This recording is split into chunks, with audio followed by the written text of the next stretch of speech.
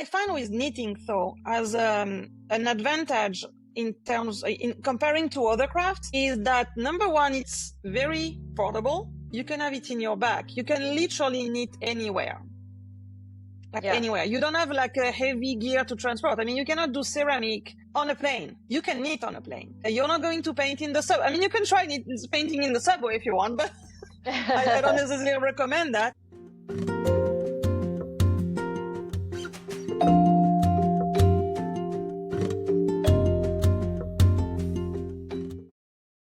Welcome back to the Running Wine Mom podcast. I'm your host, Samantha Smolinski, aka the Running Wine Mom. Today's episode is one that truly threads together purpose and creativity, literally. I'm joined by Julie Legat-Uzer, the incredible founder of Brooknit Bonneterie, a Brooklyn-based brand that's bringing French elegance and handmade joy back into our busy modern lives, one knitting knit at a time.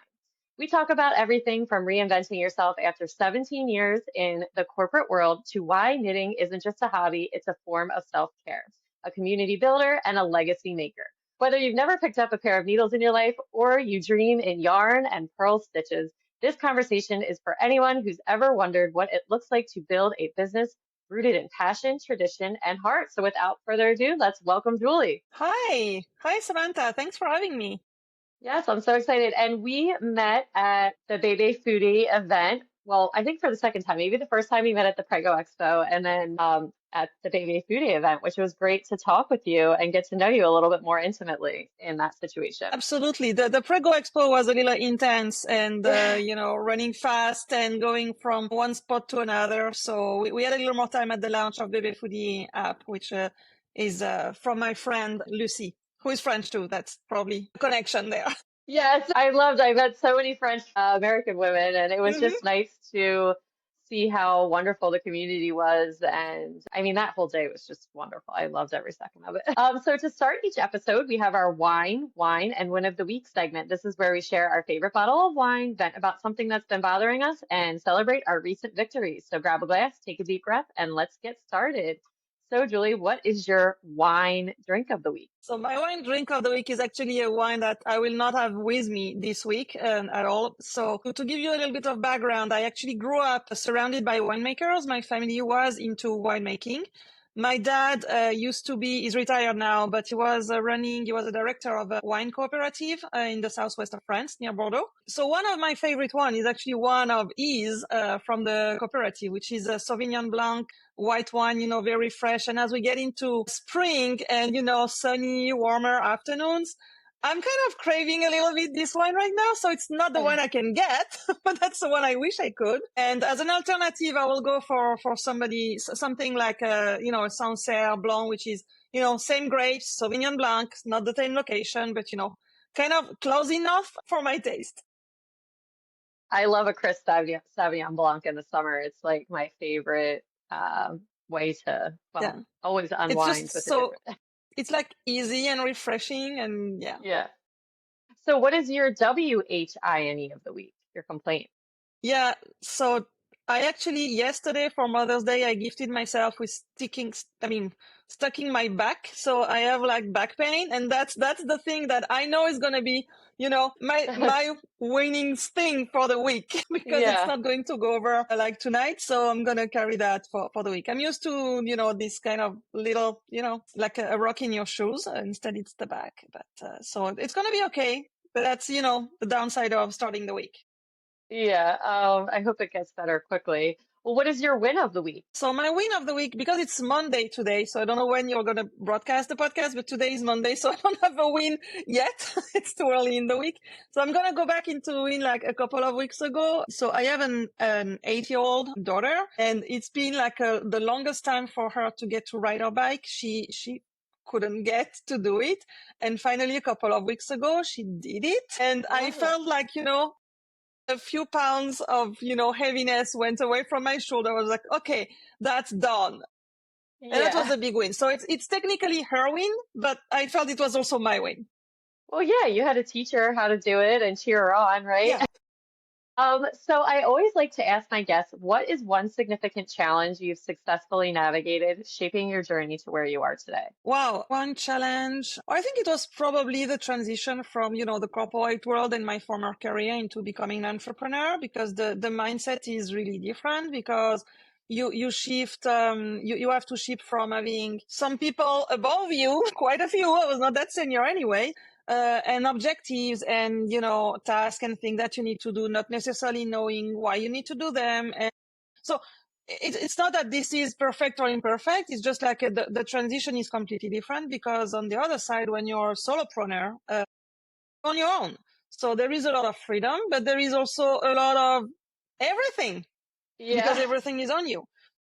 That was a significant shift and a challenge, I think, to overcome. And to be honest, I think it was also the right time in my life. Like if somebody had told me 7 years ago, you're going to be an entrepreneur, I'd say like, no, I'm not. So yeah, All right, probably that's the great. biggest challenge. Yes.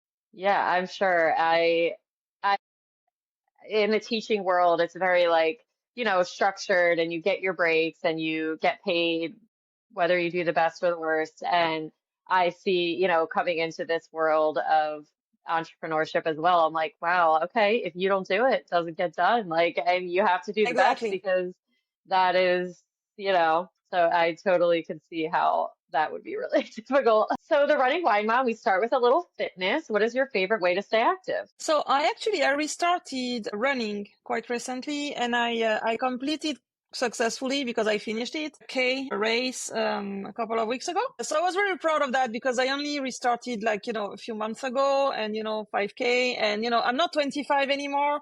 I'm a little over, the 30 bar, let's say, by a decade at least. So when you get back into a sport or an activity and everything, it's not as easy and as fast as you progress. Plus, your body is back there to say, oh, hey, this is a little bit like achy on this side and on this side. So I started running again. I walk a lot in general, so that's already kind of something that keeps me, in active mode. And I also restarted to do a little bit of yoga. I found a local class very near me that has a class every Sunday, very grounded in the community around my house. So that's really cool, and I'm liking like having this both type of exercise and fitness. Yeah, and I think when you run, it's so important to do yoga as well with it to get that movement that some of us kind of forget to do. Yeah, So it's how does balancing, it's complementing one another, I think. For sure, for sure.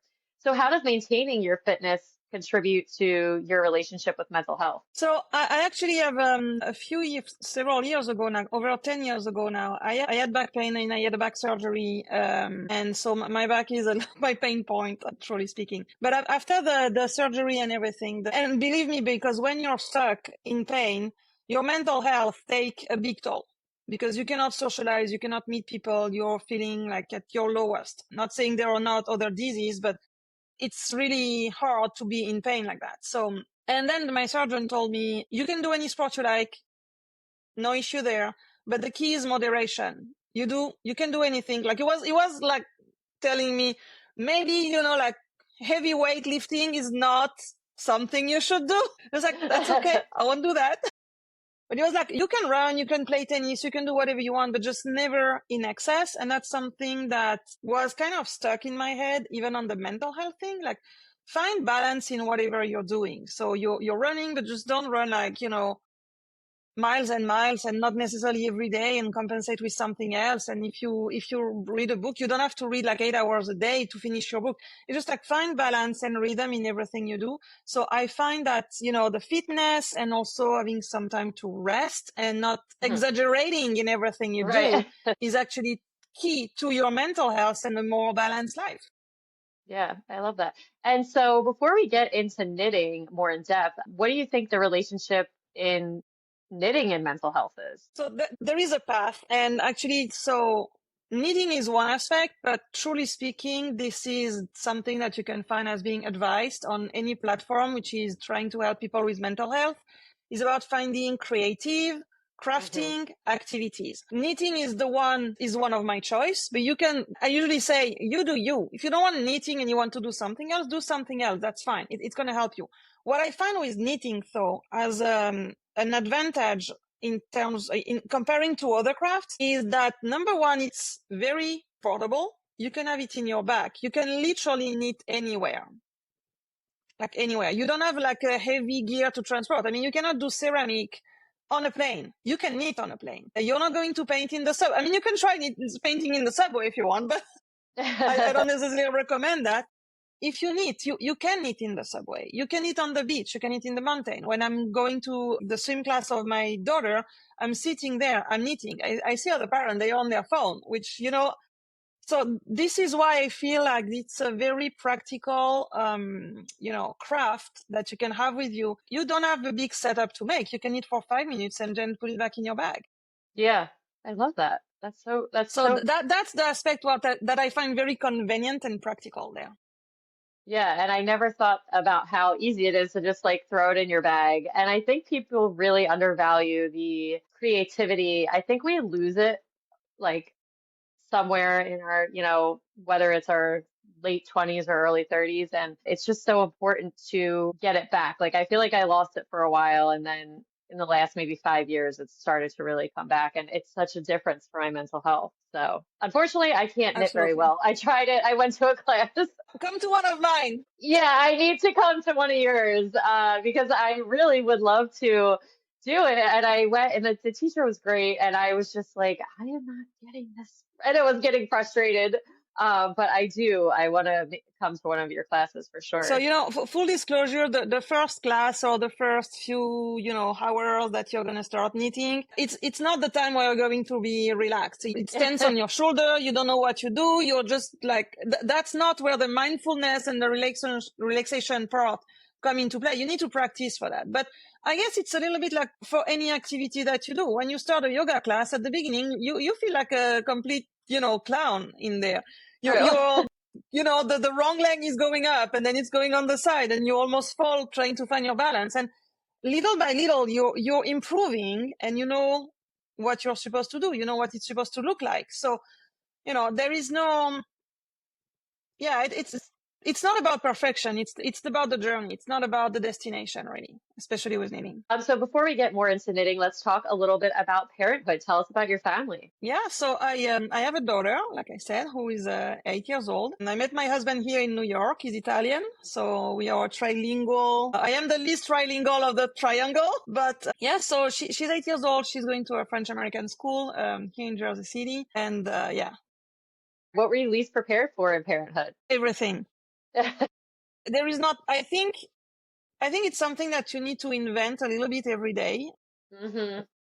Because parenting and that's something which maybe there is a French aspect, cultural aspect on that, because maybe French culture is less looking into a specific style or specific method, or just, I'm not saying we go with the flow, but almost. And I think that is still with me. So I didn't like read books and say, oh, this is the method I want to use or something like that. I just go with the flow, which it's also because the kid you have in front of you at any age is a person on their own. And in parenting, there are things that it will work for a couple of days and then this is not working anymore. And you need to change that because you need your kid to go to sleep. And the method that you had for 3 days that worked really great doesn't work anymore. Or the other way around, it was not working and suddenly you try again and it works. And this is all about, the resilience and, the adaptation that you need to have, because you have an individual in front of you. Nobody comes with a manual. Us as adults, we don't have a manual, and the kids don't have a manual either. Yeah, there are things that we can improve and learn and find suggestions and tips, but we need to figure it all out. And that's the part where, as adults, as we grow and we study and we go to university and everything, we're not used anymore to kind of navigate the things with a surprise. Just like, this works this way.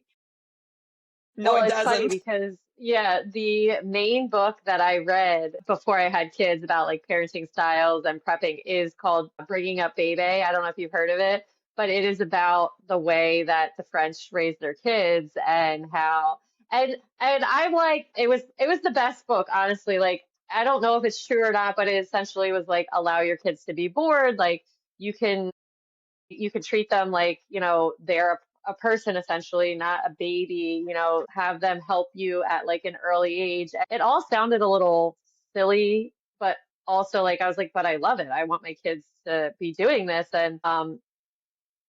And just how like, Americans, we have so much overconsumption. And I feel like I've really stuck to a lot of, the beliefs that whether they're true or not in the book, it kind of said, but like we bring our kids out, we allow them to be bored. They help with chores and we try not to buy them too many toys.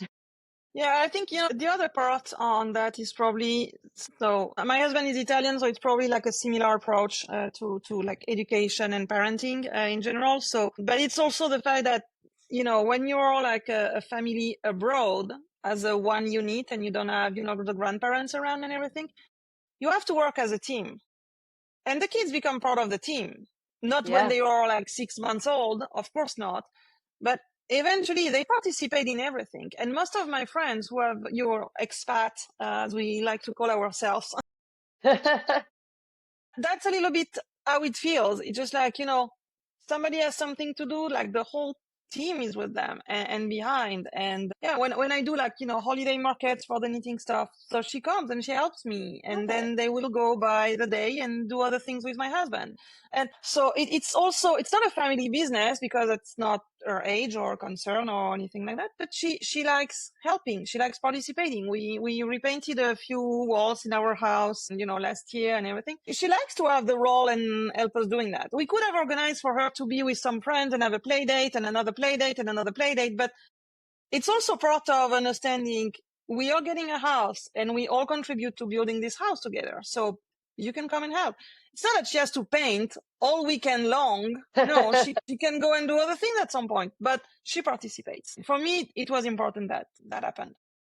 I love that. And so what's one piece of advice that you would give to other parents? Trust yourself and do it one day at a time. Yeah, that's You great trust advice. yourself. I mean, the kids they are much more resilient than we think. And yes, when they are bored, they will come up with incredibly stupid ideas of things that they want to do. And you will be like, what happened in this little brain that you came up with that? But it's great.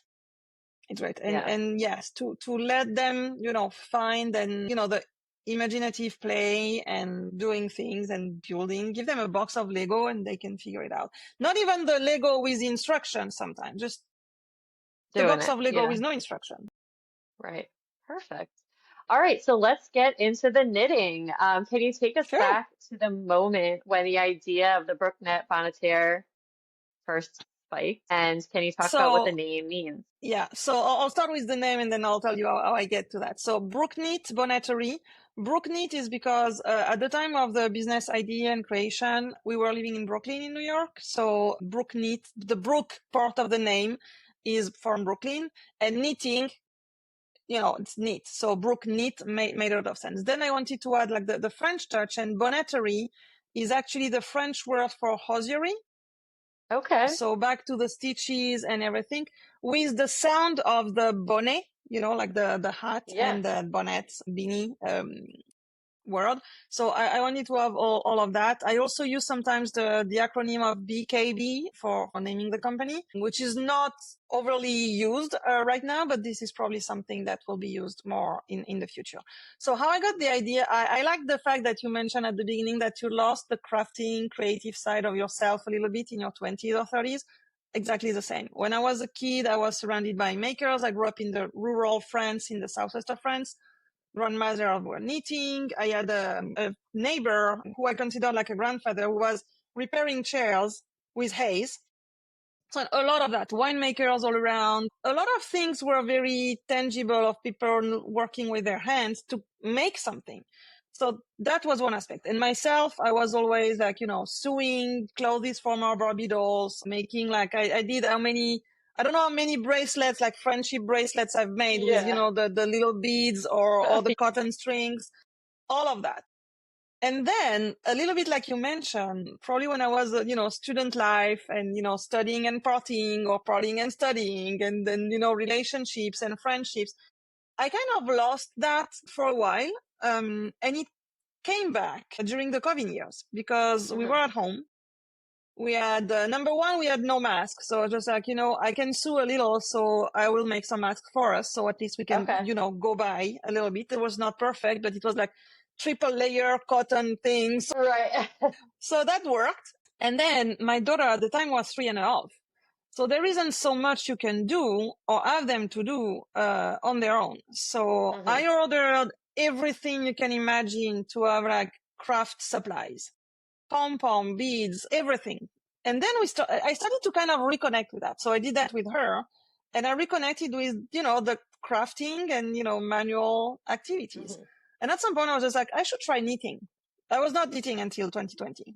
I should start knitting. So I ordered myself a little kit.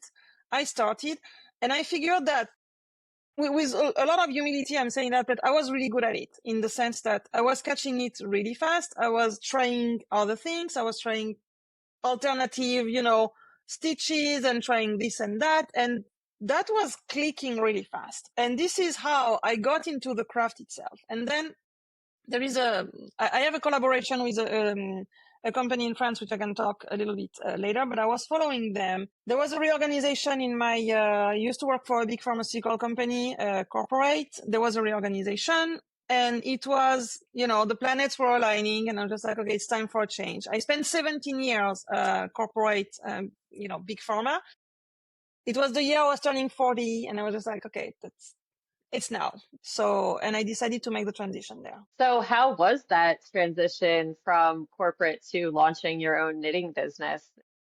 Huge leap. What was the most surprising lesson you learned in the shift? So first of all, I was lucky enough that it was a reorganization that was planned. So, I left with a separation package. So it was not like, like you see in the movie, you go one day and your badge doesn't work and you have a box and buy. It was not like that. I had 6 months to, first of all, I was made aware that, there was a change. I could have applied to other jobs internally. I had like a lot of support but, I decided that someone like, I'm done and I'm cool with that. So the transition was kind of smooth because I had 6 months to prepare. So, before I left, I had the time to, like transition everything away from me, from the old job to the new person who was going to replace me. I mean, the different people were taking away the responsibility that I had. And then I could start knitting also in having a little bit of free time, and I could start knitting and keep on experiencing and taking notes about how I wanted the business to look like. I had plenty of ideas back then that I have not applied to the business today. And there are things that I didn't want to do that I'm actually doing. For example, the teaching and coaching in knitting, I was not planning on doing that, and I'm doing it. Love that. So you grew up in the French countryside. How did your early experiences with your grandmothers influence your passion for knitting and design? Yeah, like I said a little bit earlier, it's the grandmother who are knitting and sewing and making things. And then it's also, some other activities like winemaking or, gardening and growing your vegetables in your garden and stuff like that. So the influence is there because it's the kind of thing that, the relationship you have with those people and the memories you have with them. And there are all those little items like, a jacket or something that they have knitted for you that you cannot get rid of. Right. And it's kind of a token. It's not being materialist, but it's a token of something that they left. The fact that they put so much love, and because knitting is a long like effort to make. It takes a lot of time. You have to be patient, especially when you do like these big sweater or cardigans. Yeah. And I still have some of them. And when you think about it, it's just like for somebody who is busy in their life, by the way, because, rural countryside for grandmother is not a spa day. Right. So for them to put so much time and of themselves into creating a piece for you. And I was not the only grandchild, by the way. We were like, 14. So each of us probably has 1 or 2 pieces at least. It's kind of a proof of love and something that will stay with you. And I like this idea, when you work in corporate and everything, I was working on the digital side. I loved my job, but it's true that you work on one project and another project and another project and nothing really lasts. I'm not saying there is no contribution, it doesn't last. And this idea of, not complete legacy or something, but making something that is going to last, that's something that is appealing. Right. Yeah, it's so important to do that. And I never thought of it that way. That 'cause now I'm like, oh yeah, nothing. If you don't have something at your job that is representing you that's going to get passed down for generations, then after you leave, you're kind of forgotten about. Yeah, and just my job was doing like some tools for financial reporting in a Right. pharmaceutical company. So I was not like directly saving lives or doing massive, big research or something like that. So it's kind of the back office of the back office of the back office, and none of the tool that I contributed to build back then are probably still in use right now. And that was just like 5-6 years ago. So that's the cool part when you're in the job, because there is always something new and you're learning. But Yeah. it's also true that it doesn't really last. Yeah. So in your kits, you emphasize like DIY and the joy of really making, like you kind of were just talking about. How do you believe that the act of knitting contributes to one's, a mental and emotional well-being? I know you kind of talked about that a little bit earlier, but once you kind of get the hang of it, what do you think? So there are, several aspects that come into play there. I think the first one is the fact that if you think about somebody who has never touched a needle, who is trying it, and after 2 hours, they can knit. Because at the end, it's 4 moves that you need to figure out. 2 of them are exactly reversed, and the move itself is not that complicated. And when, after a couple of hours, they attend a workshop and they have made the first little square, and I can just tell them, you can knit. You're a Yeah. knitter. That's all it takes. I mean, then you will have to learn about variation, counting, and fine, but you can knit. And the simple fact that, being able to achieve something, to, learn something new and comprehend it, master it. Master is probably exaggerating right now, but, you can do it. You will remember it. You can continue. So there is this feeling of, your self-esteem is taking a boost because you've been able to do something. And that's the number one thing right as you start. I can see it with kids. I teach kids, and this is just fascinating. When they are able to do it after maybe 1 or 2 hours, they are just like, wow. Like you basically open the door to, infinite possibilities of what you can make. And that's one thing. Then there is like the fact that, and this is being studied, by universities and everything. You actually use different neuropaths in your brain, Wow. and it helps with, the coordination, and it also actually enable different parts of your brain, which are helping in problem solving, thinking outside of the box, which I don't really like that much the expression, but being like in creative problem solving, in, analysis, in being, um, yeah, all the cognitive skills also, pushed. And that brings a lot of additional satisfaction, because you can think differently, because you can, find solutions to problems that you were kind of stuck. So it applies beyond, I like to say beyond the stitches, because I think that's Yeah. the case. It's like it creates a situation where beyond the stitches, there is more to knitting. So Yeah. there is that. And then there is another aspect, which is a craft that, it can be as much a solo moment, like you're grounded in mindfulness, one stitch after the other. The repetition of the movement is very soothing. So there is a lot of mindfulness there, which is also helping a lot with, mental wellness. And that is also a part, which is very interesting. The other aspect is it can be solo craft. Mindfulness can also be social, because you can share it with others, and you can meet as a group. Or you can be like, even if you knit at home, you can be like connected to a Facebook group of knitters who are going to share their project, and suddenly somebody has a question, and hey, I know the answer to that. I can answer that. I can help Right. somebody else. And this is something that people are looking for. We all like helping others in the end.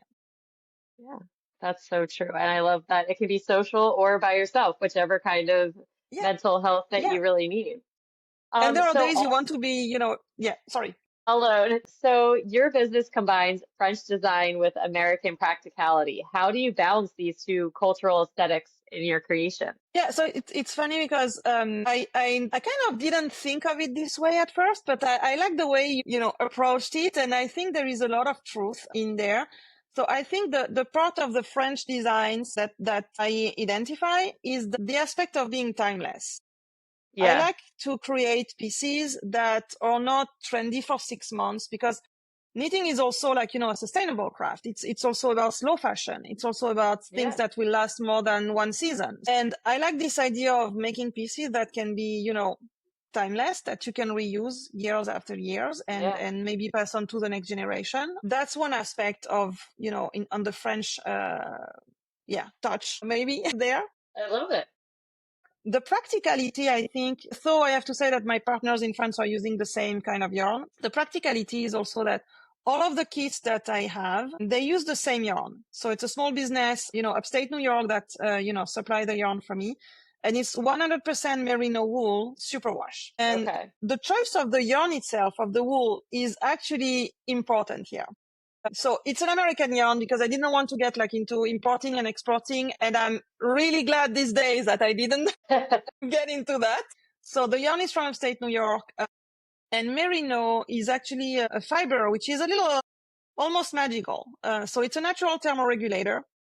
And I think, the practicality for the US, especially me experiencing this, variation of temperatures, like the AC goes too strong and all of a sudden it's like super hot outside. So having items in a fiber that is actually, naturally thermoregulating. So you'll never overheat and you'll never get cold with that. Cool. It's warming up enough, but because it's actually, it's a moisture, the sheep, the merino sheep itself is coming initially from New Zealand, which has like very big variations of temperature. And Hmm. so it keeps you warm when it's cold, but it has the capacity to draw the moisture away so you don't sweat in it. Oh, I didn't even know that was Which if possible. you, yeah, and that's a natural thing. It's not treated for that. It's naturally like that, which is interesting because when you start blending different fibers together, you may lose a little bit of that. Like if you Hmm. mix with acrylic, for example, you will not have the same level of properties. It's when it's pure that it works the best. And this is why they're starting to put merino in some of sports, sportswear items. Yeah. So there is that. And the fact that when I said it's merino superwash is a specific treatment that makes the yarn, the wool, you can wash into the washing machine. You don't put in the Never. dryer, never in the dryer. No, I You was have to saying let never it in the dry. dryer. Yeah, never in the dryer, but you can wash in the washing machine. And because it's a natural fiber, you don't need to wash as often as, synthetic fibers because it doesn't Okay. retain the smells. So you can just air it out and the smell is gone. So unless you have Okay. a stain or something like that and you need to wash, that's fine. But you don't need to wash as often as that. When you Wow. live, I'm thinking New York a lot, in an apartment, like you have one sink and in the bathroom and one in the Yeah. kitchen.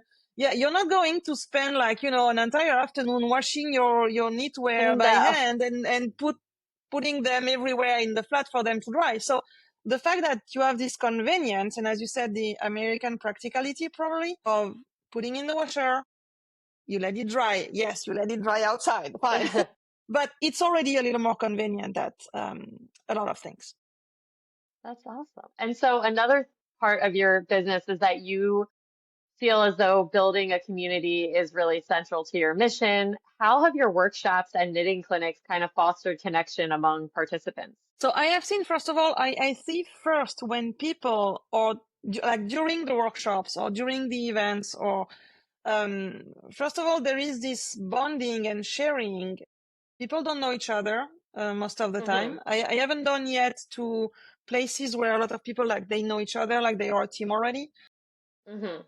But it's interesting because you always have one who can maybe knit a little better or a little faster than the other. And then the Right. person next will say, hey, am I doing this right? And the other one like, yes, but you should do it like this. It's going to help you not have, the string of yarn on your way. Oh, okay. Thank you.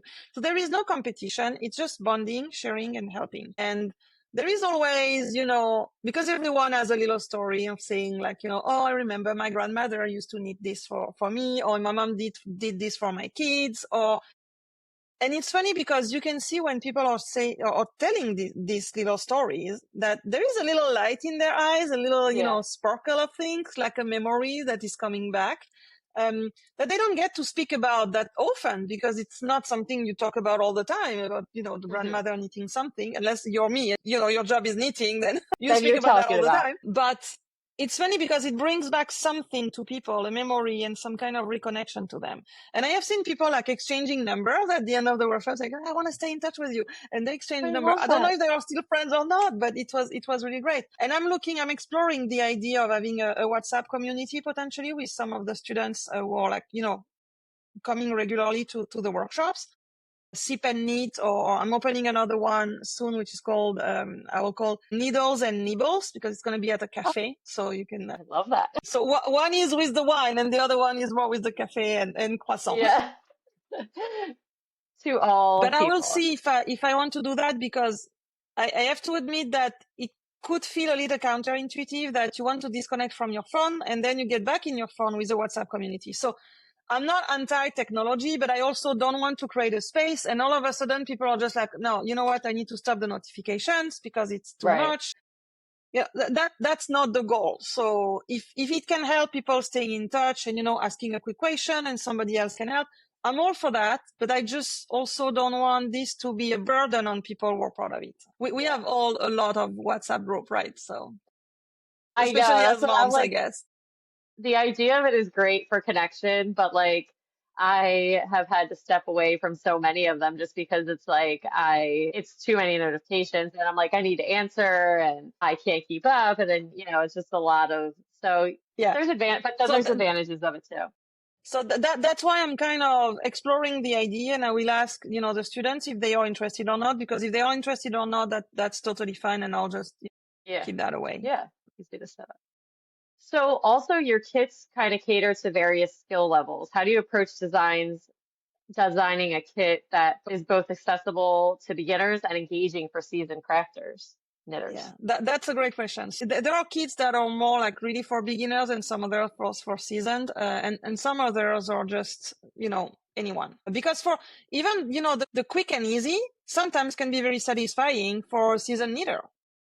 You just want to have like a quick project that you can, take with you in the bus or, Right.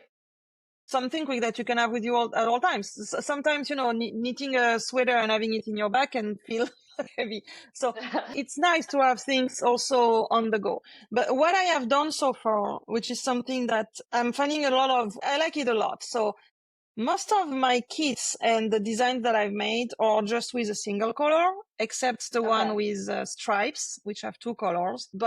And the stripes are something that I advertise more for, not like expert knitters, because it's not that complicated, but you need to pay attention a little bit more. So I would say like with experience a little bit. But there is so much that you can do in terms of texture, that this is where I think it becomes interesting. So you can knit with a single color and have things which are done with the results. And it's funny because in knitting, so the knitting world call everything a stitch. Like they say the knit stitch, the purl stitch, and then they will go about the stockinette stitch and the moss stitch and the seed stitch. Well, technically speaking, you have actually only two, which is knit and purl. And the rest is creating a texture depending on how you combine those two in numbers and the wrong side and the right side and stuff like that. So it means that if you know knit and purl, you can knit a lot of different things. And when you start playing with texture, whether you do like, I don't know, a scarf, or you want to do a shawl, or you want to do a blanket, you can actually be very entertained, even as a seasoned knitter, just doing these kind of things, which are still probably a seasoned knitter will catch it faster in terms of what's the method to use, and a beginner can actually simply practice the stitches. It might take a little more time. There might be some mistakes, but that's okay. That's totally fine. So that's what I like to do now. I will probably get into like some color work in my kits later on, but for now I want to have a good basis of things that when you carry with you, because for me the portability of the craft is really important here. When you carry with you, you don't have like 5 balls of yarn in your bag, tangling themselves together in different colors And it's already knitting on my couch with 3 right now. It's a mess all the time. So if you have it in your bag, that's complicated. And then you don't enjoy it anymore because you spend more Right. time untangling. Unraveling it. Yeah. So that's why I like, the texture aspect. So some of them are easier than others, but technically speaking, the building block is always the same. Knit or purl. Yeah. That's it. Yeah. I remember learning about those. Now that Yeah. Yeah. so one thing we talked about when we were at the Baby Foodie event are your swaddle cocoons. Can you talk a little bit about them? They're so Sure. adorable. So the swaddle cocoons are coming actually from the partnership I have with a French company. So the company, it's a small business in France run by 2 women. It's called Ma Petite Laine. And one of the founder of Ma Petite Laine, one of them is actually the sister of one of my best friend. The other, Good. and the other one, she's a pediatric physical therapist. And she Okay. created initially the cocoon for her own kids. Okay. And it looks like a sock, okay, and it's like some people call it a baby sack or something like that, and it's basically a sock. But the benefit of that, the concept is gentle swaddling. So one of the big difference between France and the US is in France, nobody is advising anyone to swaddle. People don't Interesting. swaddle their babies. It's not a recommendation. I'm not saying it's right or wrong. I'm just saying that that's the case, that there is no pediatric recommendation to swaddle. In the US, you're strongly recommended to swaddle. I can tell you that didn't work for my daughter. She hated it. She's half Italian, half French. You take the hands away, I guess this is not going to work for her. Yeah, seriously. So, and it's true that if you think about it, when the babies are, in the womb, in utero, they have access to their Yeah. hands. Yeah. They have a little bit of mobility. And all of a sudden we say, it's a better transition. And you're like this and you don't have the hand. It's just like, I'm wondering, it's just like, where are my hands? Right. Where'd And they I'm not go? sure and I know it works for some babies, like they fall asleep much better, they stay asleep much longer. Now, swaddling is also, you need to make sure that you do it really well because it can cause issues with the hips and things like that. The cocoon that we have has different components. Number one, the elbows are, it's containing but not constraining. So the elbows are contained, but they have access to their hands if they want to. So they can. There is a little bit of freedom of movement. And the fact that the elbows are contained, it's containing the startle reflex that is waking them up, suddenly and then scare them and then they start crying. Because it's Yeah. contained, they actually are falling back asleep on their own. So they can Okay. sleep Wow. better and longer. The cocoon has a shape which is rounded at the bottom. So the babies can be in a flexed position while on their back. And now for the moms here who have been through that and colics and everything, we all know when babies are suffering from colics, they cannot sleep on their back. Terrible for them. And they need to have the legs flexed. And you can try, by the way, at home. I'm not going to do it here, but you can try falling asleep on your back, flexing your legs. This isn't working.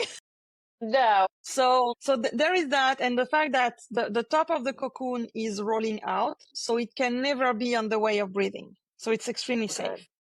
Yeah. And as I mentioned before, the yarn that we use is Merino superwash, so it's never like overeating. They are using it in the summer in French and in the Caribbean, the French Caribbean, Oh.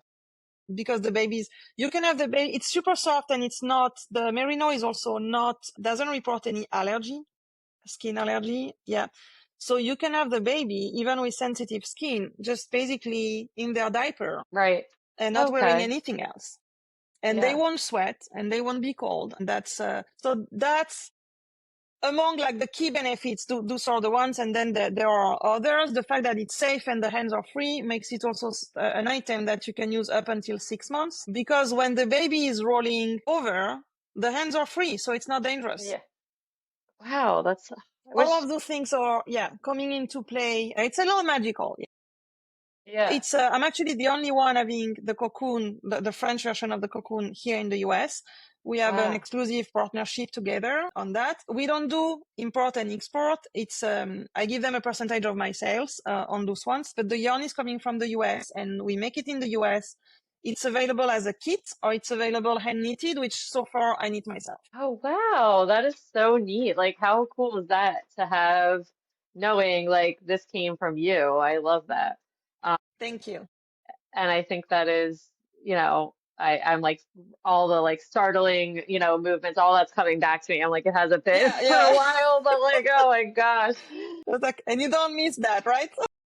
No, no, I do not.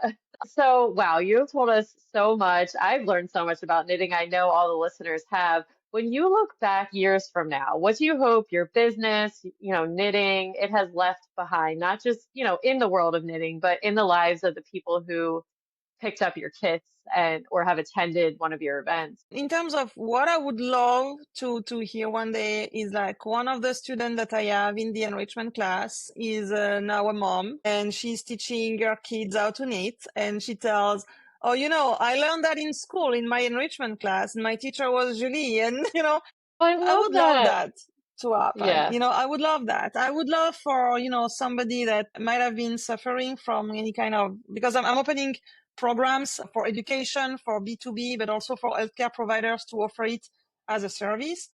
Hmm. There is a lot of, giving back that comes into play here. I would love to be able to run a circle of knitters in an hospital where people have like long hour treatments. Like I'm thinking cancer patients, but it can be some other Right. things. Instead of scrolling on their phone while they're all waiting or receiving the treatment, we can be a group together and do that. And whatever that can be, I would love that at some point someone who was being in any kind of pain can say to another person in pain, you should try knitting. I did that and that helped me. And I'm not saying knitting is a therapy. I'm not a therapist. I'm just saying that it's a therapeutic tool that anybody can put in their wellness toolbox, and that can help. I'm not saying it's gonna help everybody. You pick what you like, but it can. Nobody ever said, I regret learning how to knit. Like, never. Yeah. Never heard that. So you learn, you try, you see if it's for you. That's the kind of thing that, and yes, this idea of people thinking about how they learn and how it helped them or how it contributed to do something for them. That's what I'm hoping for, honestly. And I know that's how it will be. Well, that's great. And I think that's going to bring us to the end of another episode of The Running Wine Mom. Julie, your story is such a beautiful reminder that it's Thank never too you. late to start something new and that making your hands can heal what the world wears down. So thank you for telling everyone all about knitting and coming on. My pleasure. Thank you, Samantha, for having me. I hope your auditors will like it. Yes. So, to the listeners, if today's episode inspired you, I'd love if you would take a moment to rate, review, and share it with a fellow mom, maker, or friend who could use a little creativity in their cup. As always, thank you for spending time with us on The Running Wine Mom. You can also follow me on Instagram at the running wine mom underscore. And Julie, where can the listeners find you? So they can find me on Instagram with Brooknit Bonneterie. That's my account. They can find me as Julie Lagayuzer on LinkedIn, where I post a lot around mental health and knitting benefits there. I share a lot of that. They can find me on Facebook. They can find me on my website. Where else? They can find me at a sip and knit that we are running sometimes. I have accounts on Linktree. I'm also on, for the knitters out there, I also publish some of the patterns alone on Ravelry, which is a big website for knitters and crocheters. And some of the patterns are available through that, so they can find me there. Cool. And I will link all of that. So Thank thank you you. so much for joining us today. Remember, you are strong, you are capable, and you are all amazing. Until next time, keep running, keep sipping, and keep embracing the joy of motherhood. Cheers, and I will be back next Tuesday.